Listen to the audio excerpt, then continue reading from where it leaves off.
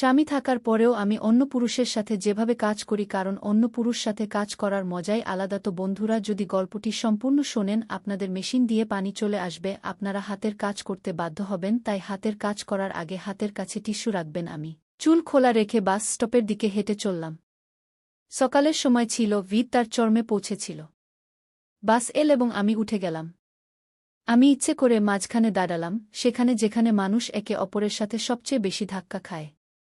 আমার চারপাশে মানুষ ছিল, কেউ অফিসে যাচ্ছিল, কেউ বাজারে। বাস চলতে শুরু করল এবং ভিড়ে ধাক্কাধাক্কি শুরু হয়ে গেল।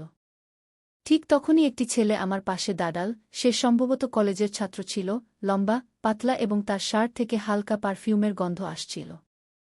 বাসটি একটি তীব্র বাঁক নীল এবং সে আমার পিছনে আটকে গেল এবং সে ধীরে ধীরে বলল, হ্যালো বন্ধুরা, আমার নাম রেশমা। বয়স ঠিকঠাক বলবো না, কিন্তু এতটুকু বলতে পারি যে আমি এখন সেই মোডে আছি যেখানে যৌবন তার পূর্ণ রঙে থাকে।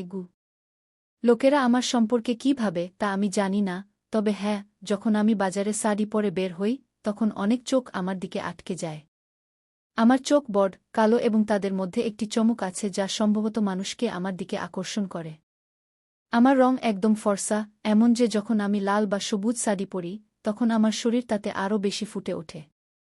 আমার শরীর সম্পর্কে একটু বলতে হয়, আমার কোমর পাতলা কিন্তু নিতম্ব চওড়া এবং ভরা। আমার বুক এমন যে শাড়ির পল্লু তা ঢাকতে একটু ব্যর্থ হয়। আমার চুল লম্বা, ঘন এবং কালো, আমি তা খোলা রাখি। আমার ঠোঁট গোলাপি, এবং যখন আমি হালকা হাসি দিই তখন সঞ্জয়, আমার স্বামী, বলে, রেশমা, তোমার এই অদা যে কাউকে দিওয়ানা করে দিতে পারে। আমার বিয়ের 7 বছর হয়ে গেছে। সঞ্জয় একজন ভালো মানুষ, তার চাকরি ভালো, বাড়িতে কোনো অভাব নেই এবং সে আমাকে এত ভালোবাসে যে কখনো কখনো মনে হয় এর বেশি আর কি চাই। রাতগুলোও ঠিক তেমনি হয় যেমন একজন নারী তার স্বামী থেকে চায়, গরম, ভালোবাসায় ভরা এবং সম্পূর্ণ। কিন্তু একদিন যখন আমি আমার মায়ের বাড়ি থেকে ফিরছিলাম, মায়ের অসুস্থতার কারণে আমি 2 দিন সেখানে থাকলাম। সঞ্জয় বলেছিল, রেশমা, তাড়াতাড়ি আসো, বাড়ি খালি লাগে তোমার ছাড়া। আমি হেসে বললাম, এ তো 2 দিনের ব্যাপার। কিন্তু সেদিন যখন আমি ফিরে আসছিলাম তখন এমন কিছু ঘটল যা আমার মাথায় গেঁথে গেল। আমি বাস ধরলাম, দুপুরের সময় ছিল এবং বাসে এত ভিড় যে পা রাখার জায়গা ছিল না। আমি একটি হালকা নীল রঙের শাড়ি পরেছিলাম যা আমার শরীরে লেপ্টে থাকত না কিন্তু হাওয়ায় হালকা হালকা উড়ত। আমি একটি সিটের পাশে দাঁড়িয়েছিলাম, এক হাতে লোহার রড ধরে, অন্য হাতে শাড়ির পল্লু সামলাচ্ছিলাম। বাস চলছিল এবং ভিড়ে মানুষ একে অপরের সাথে ধাক্কা খাচ্ছিল। ঠিক তখন বাস একটি ঝাঁকুনি দিল। আমার পিছনে কেউ দাঁড়িয়েছিল, সম্ভবত একজন পুরুষ, তার শ্বাস থেকে বোঝা যাচ্ছিল। তার কাঁধ আমার পিঠে ধাক্কা দিল এবং তার শ্বাস আমার কানের কাছে অনুভূত হল। সেই মুহূর্ত কয়েক সেকেন্ডের ছিল, কিন্তু আমার জন্য যেন সময় স্থির হয়ে গিয়েছিল। তার উষ্ণতা আমার পিঠ দিয়ে আমার সমস্ত শরীরে ছড়িয়ে পড়ল, আমার হাত ঠান্ডা হয়ে গেল এবং শ্বাস যেন থেমে গেল। আমি ফিরে তাকাইনি, সম্ভবত ভয় ছিল, সম্ভবত লজ্জা।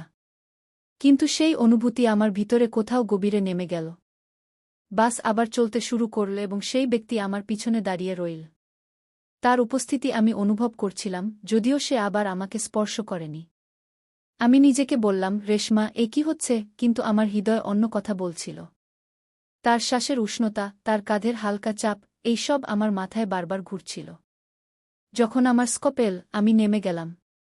বাসের জানালা থেকে আমি তার দিকে তাকানোর চেষ্টা করলাম, কিন্তু ভিড়ে সে কোথায় হারিয়ে গিয়েছিল। আমি বাড়ির দিকে হেঁটে চললাম, কিন্তু আমার মন সেই মুহূর্তে আটকে গিয়েছিল। যখন আমি বাড়ি পৌঁছলাম, সঞ্জয় দরজা খুল, সে আমাকে জড়িয়ে ধরে জিজ্ঞাসা করল, যাত্রা কেমন ছিল? আমি হালকা হেসে বললাম, ঠিক ছিল। তার বাহুতে সেই উষ্ণতা ছিল, সেই ভালোবাসা যা সবসময় আমাকে শান্তি দেয়া। আমরা একসাথে খাবার খেলাম, সঞ্জয় মায়ের স্বাস্থ্য সম্পর্কে জিজ্ঞাসা করল, আমি উত্তর দিলাম, কিন্তু আমার মাথা কোথাও অন্যত্র ছিল। রাতে আমরা আমাদের ঘরে গেলাম, সঞ্জয় আমার কাছাকাছি এল, কিন্তু সেই রাতে আমার মন কোথাও অন্যত্র ছিল। আমি সেই অচেনা ব্যক্তির স্পর্শকে মনে করছিলাম, সেই হালকা ধাক্কা, সেই অচেনা উষ্ণতা। কেন এটি আমার এত ভাল লেগেছিল? সঞ্জয়ের ভালোবাসা তো সম্পূর্ণ ছিল, তবুও সেই ভিড়ের মুহূর্তটি আমার মাথা থেকে বের হচ্ছিল না। সঞ্জয় ঘুমিয়ে পড়ল, কিন্তু আমি জেগে রইলাম। আমি চোখ বন্ধ করে সেই মুহূর্তটি আবার অনুভব করার চেষ্টা করলাম। আমার শ্বাস দ্রুত হয়ে গেল, আমার হাত ধীরে ধীরে আমার শরীরে ঘুরতে লাগল। আমি নিজেকে স্পর্শ করলাম এবং সেই অনুভূতি। শুধু এতটুকু বলব যে সেই রাতে ঘুম দেরিতে এসেছিল। পরের দিন সকালে আমি উঠলাম, সঞ্জু অফিসে চলে গিয়েছিল। আমি গোসল করলাম, একটি সুন্দর গোলাপি শাড়ি পরলাম, এবার হালকা গোলাপি যা আমার রঙে খুব মানিয়েছিল। আমি আয়নায় নিজেকে দেখলাম, আবার বাস স্টপে গেলাম। এবার ইচ্ছে করে সকালের সময় বেছে নিলাম অফিসে যাওয়ার ভিড়। বাস এল এবং আমি উঠে গেলাম, ভিড়ে ধাক্কাধাক্কি হচ্ছিল। আমি ইচ্ছে করে মাঝখানে দাঁড়িয়ে গেলাম যেখানে মানুষ সবচেয়ে বেশি ধাক্কা খায়। তখনই একটি হাত আমার কোমরের কাছে স্পর্শ করল। সেটা সম্ভবত ভুলে হয়েছিল, হয়তো কেউ ব্যাগ সামলাচ্ছিল। কিন্তু আমার জন্য সেটা যেন বিদ্যুতের ঝটকা ছিল। আমার ঠোঁট শুকিয়ে গেল এবং শ্বাস দ্রুত হয়ে উঠল। আমি চোখ বন্ধ করে সেই মুহূর্তটা অনুভব করলাম। সেই হাত সরে গেল, কিন্তু তার স্পর্শ আমার শরীরে থেকে গেল। যখন আমি বাড়ি ফিরলাম, আমার হৃদয় দ্রুত স্পন্দিত হচ্ছিল। সঞ্জয়, আমার স্বামী, আমাকে সব দিক দিয়ে খুশি রাখত। তবুও জানি না কেন সেই অচেনা উত্তাপ আমাকে বারবার টানছিল।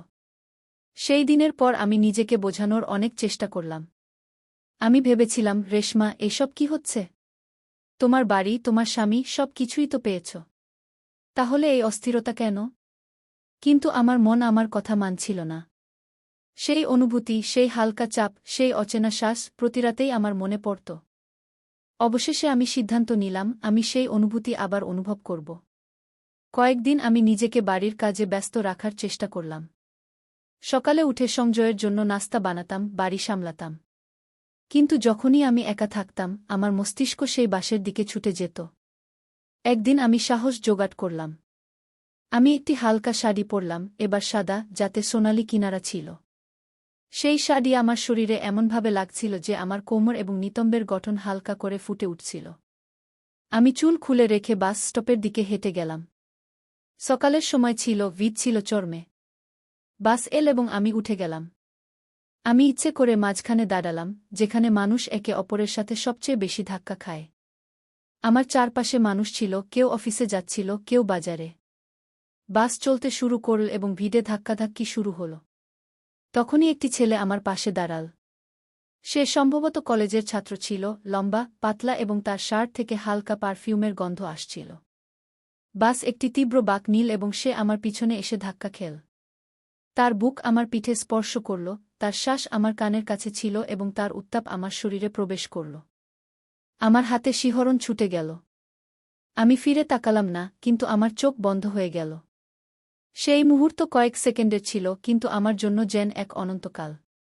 সে নিজেকে সামলে নিল এবং একটু পিছে সরে গেল, কিন্তু তার উপস্থিতি আমার কাছে থেকে গেল। আমি ভেবেছিলাম, এ কি জাদু? আমার ঠোঁট শুকিয়ে গিয়েছিল এবং আমার হৃদয় দ্রুত স্পন্দিত হচ্ছিল। বাস যখন থামল, আমি নেমে গেলাম। আমি সেই ছেলেটির দিকে তাকানোর চেষ্টা করলাম, কিন্তু সে ভিড়ে হারিয়ে গিয়েছিল। আমি বাড়ির দিকে হাঁটতে লাগলাম, কিন্তু আমার মন সেই মুহূর্তে আটকে গিয়েছিল। সেই দিন বাড়ি পৌঁছে আমি আয়নায় নিজেকে দেখলাম। আমার গাল লাল হয়ে উঠছিল এবং আমার চোখে একটি চমক ছিল যা আগে ছিল না। সঞ্জয় যখন অফিস থেকে ফিরল, সে আমাকে জড়িয়ে ধরল। সে বলল, রেশমা, আজ তুমি কিছুটা আলাদা লাগছ। ও আমি হেসে কথা এড়িয়ে গেলাম। রাতে আমরা আমাদের ঘরে গেলাম। সঞ্জয় আমার কাছাকাছি এল, তার উত্তাপ আমার জন্য সেই মুহূর্তটিকে সবসময় বিশেষ করে তুলত। তার ভালোবাসা, তার উত্তাপ। কিন্তু সেই রাতে আমার মন কোথাও অন্যত্র ছিল। আমি সেই ছেলেটির স্পর্শ মনে করছিলাম, তার পারফিউমের গন্ধ, তার হালকা চাপ। সঞ্জয় আমার কাছাকাছি ছিল, কিন্তু আমার মন সেই অচেনা ছেলেটির কাছে ছিল। সঞ্জয় ঘুমিয়ে পড়ল, কিন্তু আমি জেগে রইলাম। আমি বিছানে পাশ ফিরতে লাগলাম, আমার শ্বাস দ্রুত হচ্ছিল। আমি সেই মুহূর্তটিকে আবার অনুভব করার চেষ্টা করলাম, তার উত্তাপ, তার শ্বাস। শুধু এতটুকু বলবো, সেই রাতে ঘুম আমার থেকে দূরে ছিল। এরপর এটা আমার অভ্যাসে পরিণত হল। আমি প্রতিদিন বাসে যেতে শুরু করলাম, কখনো সকালে, কখনো সন্ধ্যায়। কিন্তু সবসময় ভিড়ের বাসে। আমার সেই অচেনা মানুষ, তাদের শ্বাস, তাদের কাঁধের চাপ, সবই ভালো লাগতে শুরু করল। আমি শাড়ি বেছে নেওয়ার দিকেও মনোযোগ দিতে শুরু করলাম, হালকা পাতলা শাড়ি যা আমার শরীরকে বাতাসের মতো স্পর্শ করত। আমি চেয়েছিলাম সেই স্পর্শ আরও গভীরভাবে অনুভব করতে। তারপর একদিন আমি ট্রেন ধরার সিদ্ধান্ত নিলাম। আমি ইচ্ছে করে জেনারেল কামরায় উঠলাম। সেখানে ভিড় ছিল, মানুষ একে অপরের সাথে লেপ্টে ছিল। আমি একটি হালকা হলুদ শাড়ি পরেছিলাম যা আমার রঙে খুব মানাচ্ছিল। আমার পাশে একটি মধ্যবয়সী মানুষ দাঁড়িয়েছিল, তার শার্ট পুরনো ছিল এবং তার শ্বাসে তামাকের হালকা গন্ধ ছিল। ট্রেন একটি ঝাঁকুনি দিল এবং তার হাত আমার এক নিতম্বের কাছে স্পর্শ করল। সে সরে গেল না, সম্ভবত সেও ভালো লাগছিল। আমার রাগ হওয়া উচিত ছিল, আমাকে তাকে ধাক্কা দেওয়া উচিত ছিল। কিন্তু জানি না কেন আমি চুপ থাকলাম। আমার শরীর সেই স্পর্শকে গ্রহণ করল। আমি চোখ নিচু করলাম, আমার হৃদয় দ্রুত স্পন্দিত হচ্ছিল। সেই হাত কিছুক্ষণ সেখানে থাকল এবং তারপর ভিড়ে কোথাও হারিয়ে গেল। যখন আমি স্টেশনে নেমে এলাম, আমার হাত পা কাঁপছিল। আমি বাড়ির দিকে হাঁটতে লাগলাম, কিন্তু আমার মন সেই স্পর্শে আটকে গিয়েছিল। সেই রাতে বাড়ি পৌঁছে সংজয় জিজ্ঞেস করল, রেশমা, তুমি ঠিক তো? চেহারা এত পাণ্ডুর কেন? আমি বললাম, হ্যাঁ, শুধু ক্লান্ত হয়ে পড়েছি। খাবার পর আমি আমার ঘরে চলে গেলাম। সংজয় জিজ্ঞেস করল, আজ আমার সাথে ঘুমোচ্ছ না কেন? আমি মাথা ব্যথার অজুহাত দিলাম। আমি আমার ঘরে গিয়ে দরজা বন্ধ করে দিলাম। অন্ধকারে বিছানায় শুয়ে পড়লাম। শুধু এতটুকু বলবো, সেই রাতে ঘুম আসতে দেরি হয়েছিল। পরের কয়েকদিন আমি একইভাবে ভিড়ে যেতে থাকলাম, কখনো বাসে, কখনো ট্রেনে। প্রতিবার একটি নতুন অনুভূতি, একটি নতুন স্পর্শ। এখন আমার আর ভয় হচ্ছিল না। আমি চাইতাম কেউ আমাকে স্পর্শ করুক, অনিচ্ছাকৃতভাবে বা ইচ্ছাকৃতভাবে। সেই উষ্ণতা, সেই চাপ আমার ভাল লাগতে শুরু করেছিল। কিন্তু সংজয় কিছুটা বুঝতে শুরু করেছিল। এক সন্ধ্যায় সে অফিস থেকে তাড়াতাড়ি ফিরে এল। আমি তখন বাড়িতে ছিলাম না, ভিডের বাসে ছিলাম। যখন ফিরলাম সে বলল, রেশমা, তুমি আজকাল খুব বাইরে থাকছ, কি ব্যাপার? আগে তো তুমি বাড়ি থেকে কমই বের হতে। কি? তার কণ্ঠে সন্দেহ ছিল, কিন্তু সে রাগে ছিল না। আমি ঘাবড়ে গেলাম, কিছুক্ষণ চুপ করে থাকলাম, তারপর বললাম, এমনি ইচ্ছা করে, একটু ঘুরে বেড়াতে ভালো লাগে। সে আমার চোখের দিকে তাকাল এবং রাতে একা ঘুমানো নিয়ে বলল, আমি কি তোমাকে বিরক্ত করছি? তার প্রশ্ন আমার হৃদয়ে বিঁধে গেল। আমি বললাম, না সংজয়, তা নয়, শুধু ঘুম আসে না। সে চুপ রইল, কিন্তু তার চোখে এমন কিছু ছিল যা আমাকে ভয় পাইয়ে দিল। সেই রাতে আমি আবার আমার ঘরে গেলাম। সংজয় কিছু বলল না, কিন্তু আমার মনে হচ্ছিল সে এখন নজর রাখবে। আমি ভাবলাম, রেশমা, তোমার থামা উচিত। কিন্তু আমার মন প্রস্তুত ছিল না।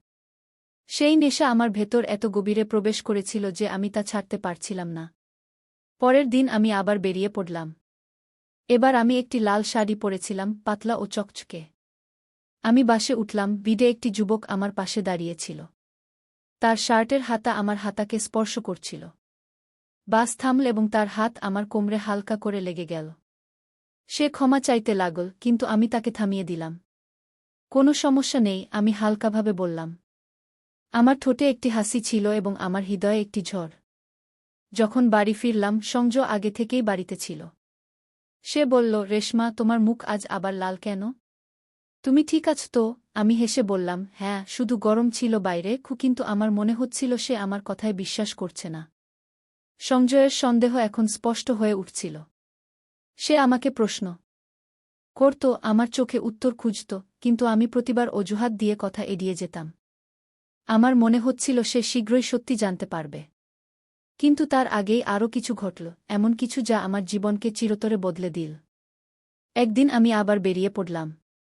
সেই দিন আমি একটি গাঢ় নীল রঙের শাড়ি পরেছিলাম, পাতলা ও মসৃণ, যা আমার দেহে ঢেউ খেলছিল। আমার চুল খোলা ছিল এবং আমি হালকা মেকআপ করেছিলাম, কাজল ও হালকা লিপস্টিক। আমি আয়নায় নিজেকে দেখে হেসেছিলাম। আমার ভেতর একটি অদ্ভুত অস্থিরতা ছিল, যেন কিছু বড় ঘটতে চলেছে। আমি সেই দিন ট্রেন ধরলাম, ইচ্ছাকৃতভাবে জেনারেল কামরায় উঠলাম। ভিড় ছিল, লোকেরা একে অপরের সাথে লেপ্টে ছিল। আমি মাঝখানে দাঁড়িয়ে গেলাম। আমার চারপাশে লোক ছিল, কিছু শ্রমিক, কিছু অফিসযাত্রী। ট্রেন চলতে শুরু করল এবং ধাক্কাধাক্কি শুরু হল। তখনই আমার পাশে একটি লোক দাঁড়াল। সে সম্ভবত ৩-০-৩-২ বছরের ছিল, মজবুত গড়নের, সাদা শার্ট পরা। ট্রেন ঝাঁকি দিল এবং তার হাত আমার কাঁধে এসে লাগল। আমি তার দিকে তাকালাম, তার চোখে একটি চমক ছিল। সম্ভবত সে বুঝে গিয়েছিল যে আমি তাকে থামাব না। ট্রেন আবার থামল। সেই চাপ, সেই খালি উষ্ণতা আমার জন্য সেই মুহূর্তটি যেন জাদু ছিল। আমি চোখ বন্ধ করলাম এবং সেই অনুভূতিকে উপভোগ করলাম। কিন্তু সেই মুহূর্ত বেশি দিন স্থায়ী হল না। ট্রেন যখন পরের স্টেশনে থামল, কেউ আমার কাঁধে টোকা দিল।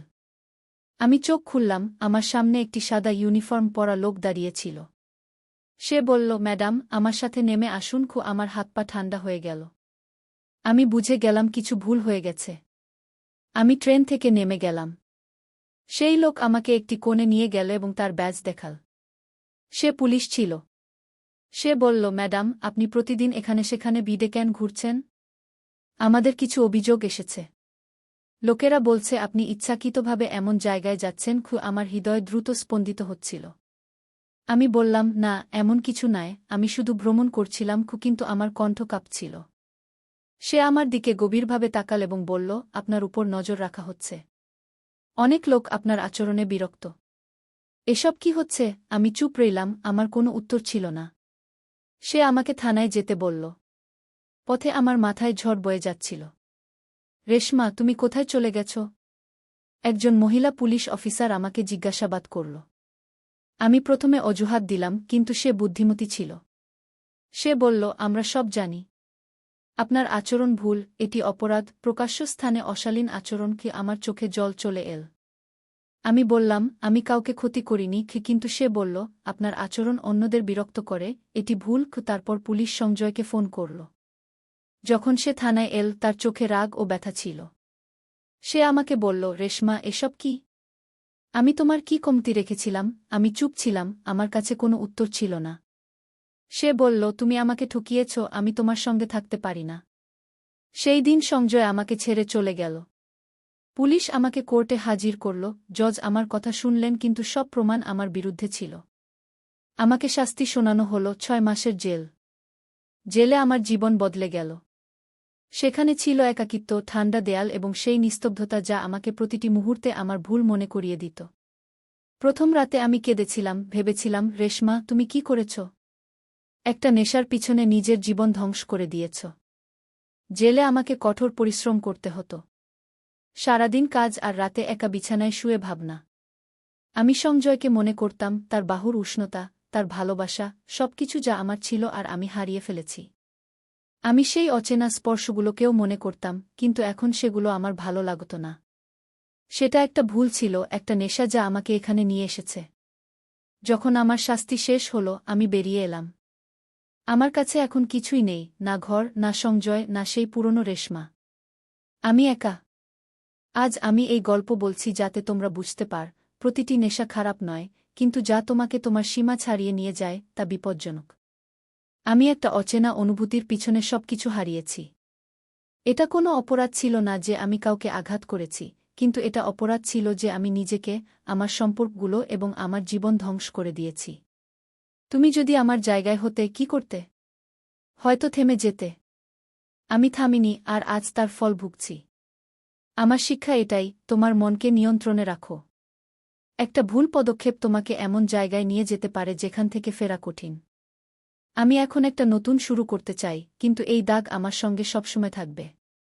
তো বন্ধুরা, এই গল্প থেকে আমরা এই শিক্ষা পাই, অপরাধ যত ছোটই হোক না কেন, তা অপরাধী থাকে এবং তার শাস্তিও মিলবেই। রেশমা ভেবেছিল সে কাউকে আঘাত করেনি, কিন্তু যা সে করছিল তা একটা অপরাধ ছিল। রেশমা অনেকবার ভেবেও ছিল যে এসব ভুল, কিন্তু সে তা উপেক্ষা করেছিল এবং নিজের জীবন ধ্বংস করে দিয়েছিল। তো বন্ধুরা, এই শিক্ষামূলক গল্পটি তোমাদের কেমন লাগলো? কমেন্ট করে জানাও। আর এমন গল্পের জন্য আমাদের চ্যানেলটি সাবস্ক্রাইব করতে ভুলো না। ধন্যবাদ।